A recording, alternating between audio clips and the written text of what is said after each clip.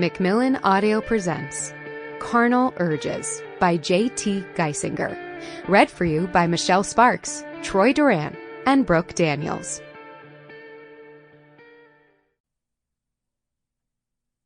Chapter 1. Sloane. I opened my eyes to find a man leaning over me.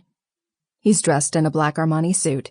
He has jet black hair, a hard jaw, and the most beautiful blue eyes I've ever seen. They're surrounded by a thicket of lashes, long and curving, as dense and dark as his hair. I'm intrigued by this handsome stranger for about 2 seconds, until I remember that he kidnapped me. I should have known. The hotter a man is, the faster you should run away from him. A beautiful man is a bottomless pit your self-worth can disappear into and never be seen again. His deep voice softened by a lilting Irish accent, my captor says, "You're awake." "You sound disappointed." The faintest of smiles curves his full lips. I'm amusing him, but the smile disappears as fast as it came, and he withdraws, settling his muscular frame in a chair opposite me. He regards me with a look that could freeze molten lava. "Sit up. Let's talk." I'm lying down, sprawled on a cream-colored leather sofa in a narrow room with a rounded ceiling, my bare legs and feet chilled by the dry, cool air. I have no recollection how I got here and no knowledge of where here is. I remember only that I was going to visit my best friend Natalie in New York City, and the moment I stepped out of the car in the parking garage of her building, a half-dozen black SUVs with tinted windows roared up. And this blue-eyed devil jumped out of one of them and snatched me. There was also gunfire, I do recall that, the burnt smell of gunpowder in the air, the deafening roar of the shots. I sit up abruptly. The room starts to spin. There's a sharp ache in my right shoulder as if I were hit there. Fighting nausea, I take several deep breaths, one hand pressed to my churning stomach and the other to my clammy forehead. I feel sick. "That'll be the ketamine," says my captor, watching me. His name swims into memory. Declan. He told me that right after he shoved me into his SUV, his name, and that he was taking me to speak to his boss in Boston. Now I remember. I'm on an airplane headed to see the leader of the Irish mafia to answer some questions about how I might have started a war between his family and the Russians. And everyone else.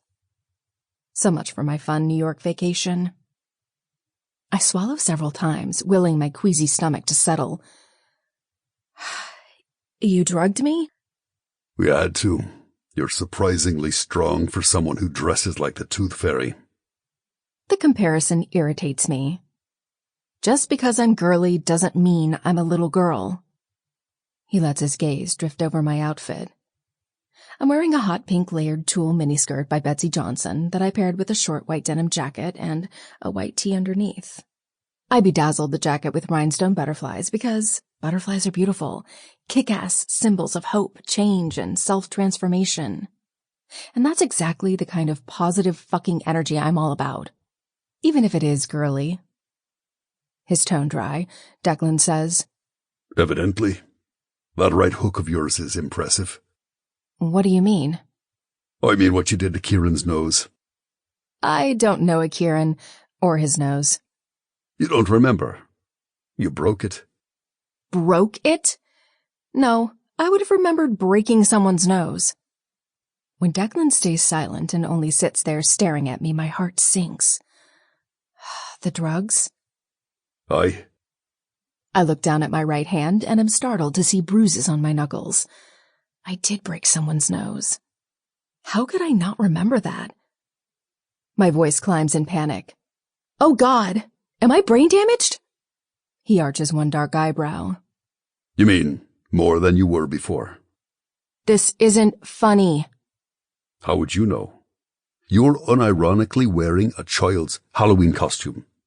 I'd say your sense of humor is as bad as your wardrobe."